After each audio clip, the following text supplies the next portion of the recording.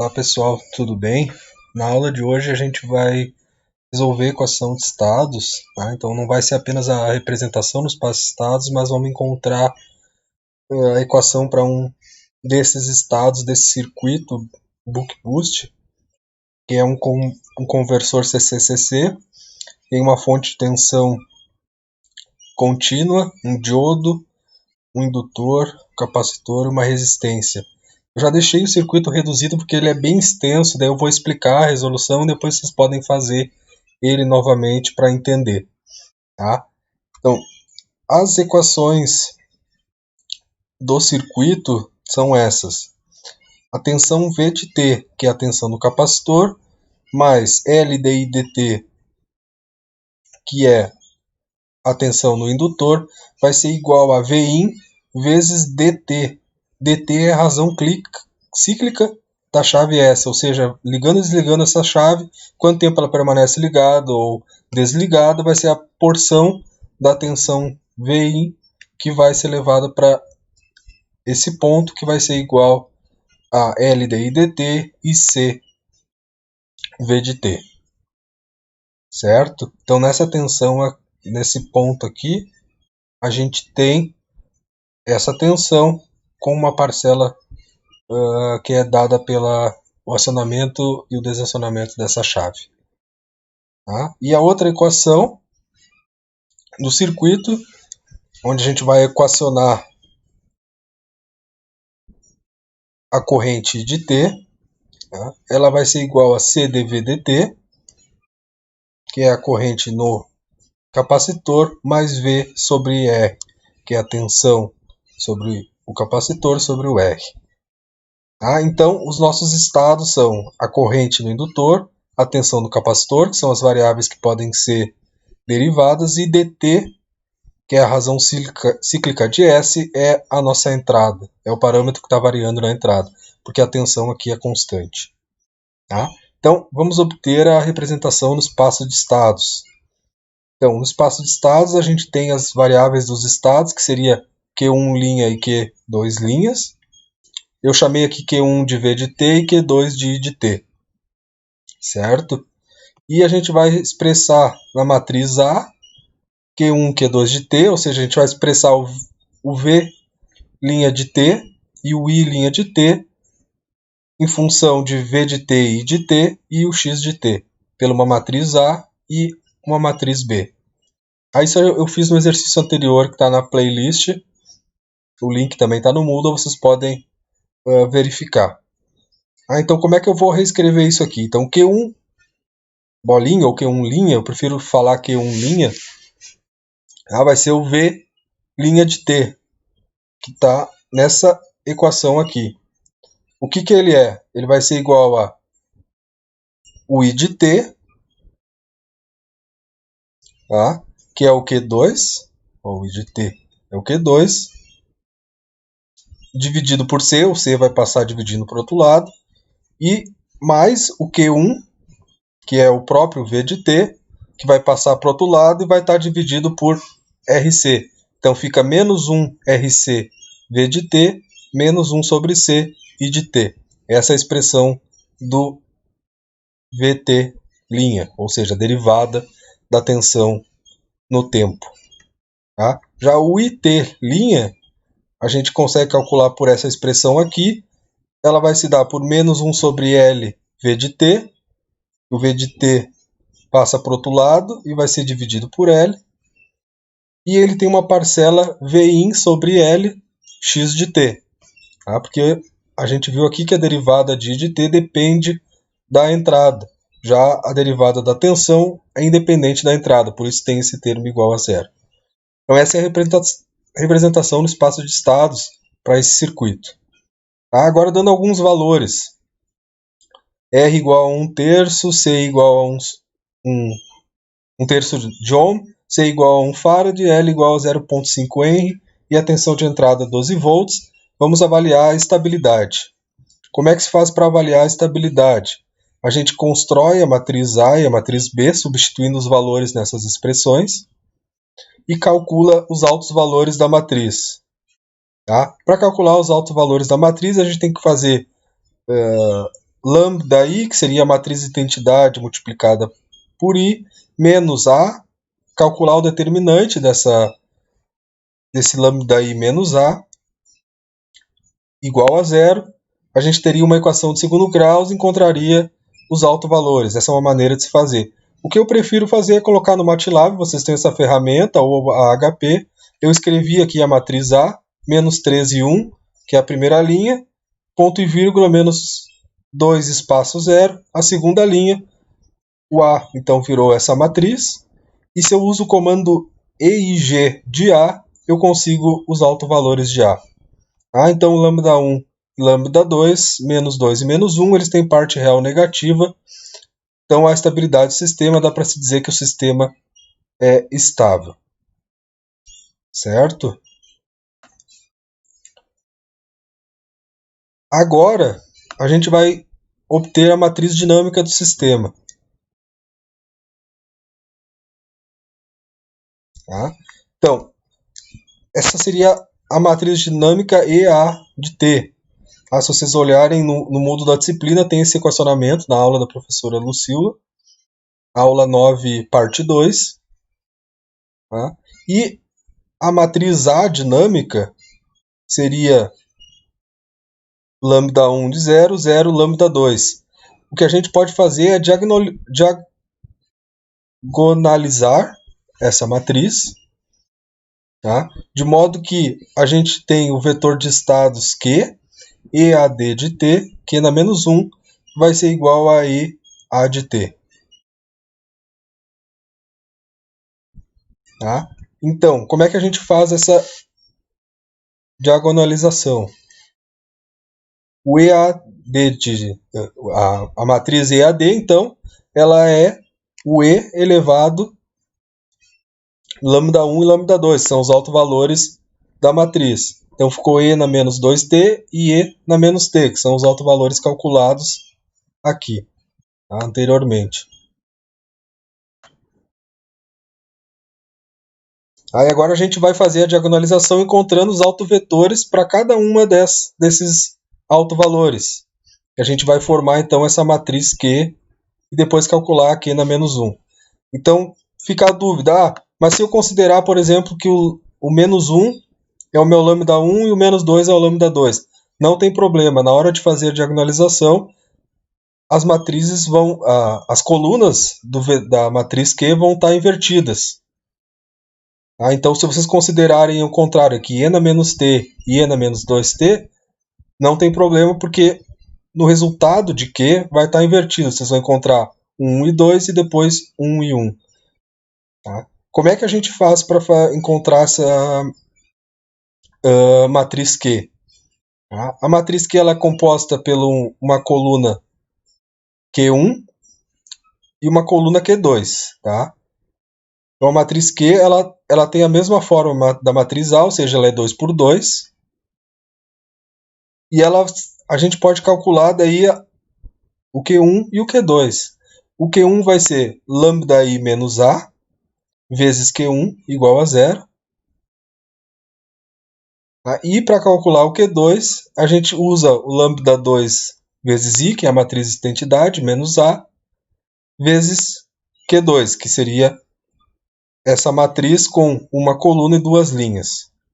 Então seriam os autovetores da matriz para o primeiro e o segundo autovalor.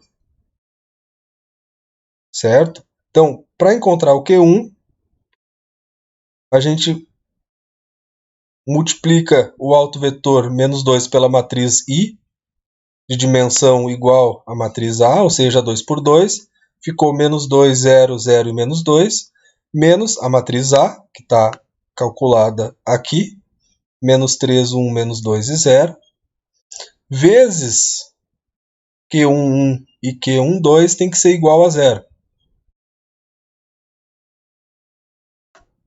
Tá? Para a gente encontrar essa matriz, essa equivalência. Tá? Matematicamente, se a gente encontra a matriz composta pelos autovalores multiplicado pela identidade menos A vezes Q1 for igual a 0, Se a gente encontrar essa matriz coluna que é igual a zero, depois encontrar a matriz coluna para o lambda 2, a gente consegue satisfazer essa expressão. Então, aqui eu resolvi essa subtração, ponto a ponto, menos 2 mais 3 ficou 1, 0 menos 1 menos 1, 0 menos 2 ficou mais 2, menos 2 menos 0 ficou menos 2. Então isso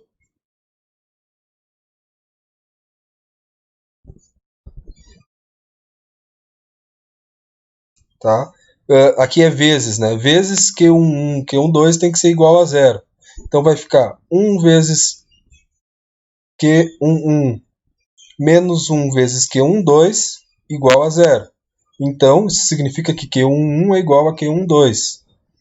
E se eu utilizar a próxima linha, 2Q11 menos 2Q12 igual a zero, significa novamente que Q11 é igual a Q12. Então, eu tenho essa igualdade, Q11 igual a Q12. Então, quando eu escrevo aqui a minha matriz Q, eu posso utilizar qualquer valor, Q1 é igual a Q12, mas eu vou simplificar pegando um menor valor que é 1, um valor diferente de zero. Não vou pegar a solução trivial, vou pegar uma solução real. Então, eu coloquei Q1 igual a 1 e Q12 igual a 1. Se eu fizer esse processo, eu peço que vocês façam para lambda 2, ou seja, trocar aqui menos 2 por menos 1, para pegar o segundo alto valor, fazer menos 1 vezes i menos a. Vocês vão encontrar ali que Q11 igual a... que Q12 é igual a 2Q11. Então, Q1 igual a 1 e Q12 vai ficar igual a 2. Eles têm a relação de dobro de um para outro. E assim eu consigo formar a minha matriz Q. Só que para eu encontrar a matriz dinâmica do sistema, eu tenho que obter a matriz Q, que foi a que eu calculei aqui, e a matriz Q na menos 1. Novamente, existem outras maneiras de se fazer isso, inverter, multiplicar pelo... tem que inverter os pontos, multiplicar por menos 1, esses dois aqui. Mas uma maneira de se fazer é colocar no MATLAB. Aqui eu escrevi a Q, escrevi a matriz Q, e a minha Q invertida, Qn, que eu chamei aqui, é o Q na menos 1. E ficou 2, 1, menos 1, menos 1. Então, eu realizei essa multiplicação de matrizes. Por exemplo, essa primeira linha aqui fica 1 vezes e na menos 2 mais 1 vezes 0, então fica e na menos 2. E na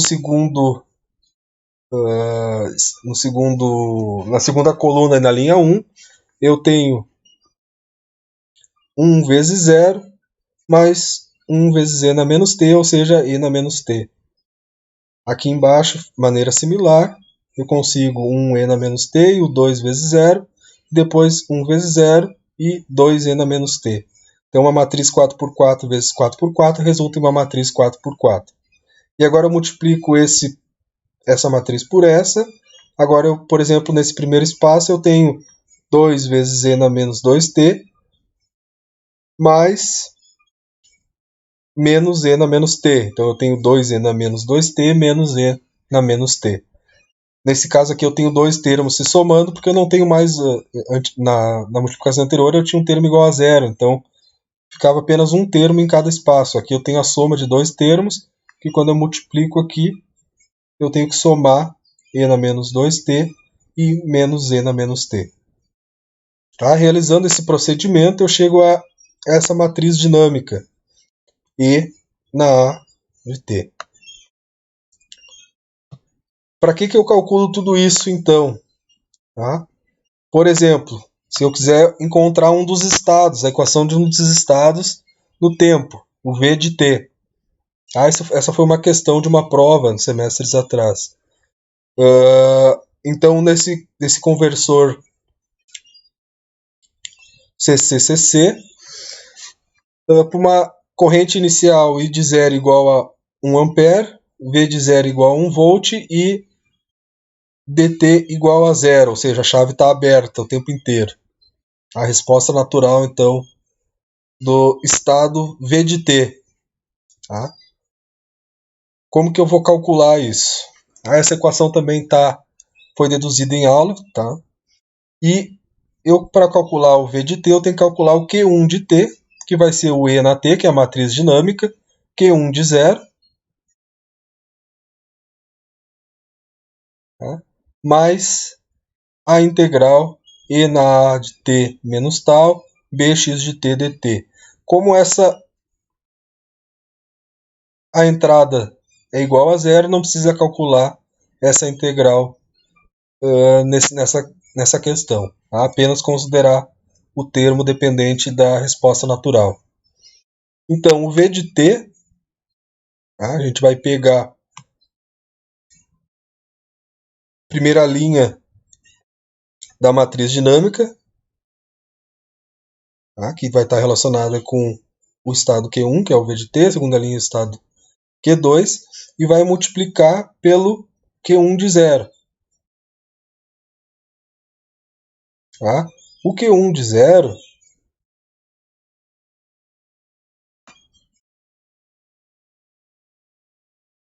deixa eu ver se eu consigo. Aqui. O Q1 de zero é a matriz, seria o vetor coluna V de zero e de zero. Então o que eu faço? Eu multiplico esse termo por V de zero, mais, faltou colocar um mais aqui, esse termo vezes I de zero. Na verdade, nem precisava desse termo aqui, do mais aqui, porque eu vou fazer aqui a multiplicação termo a termo e eu tenho já os sinais de soma e subtração.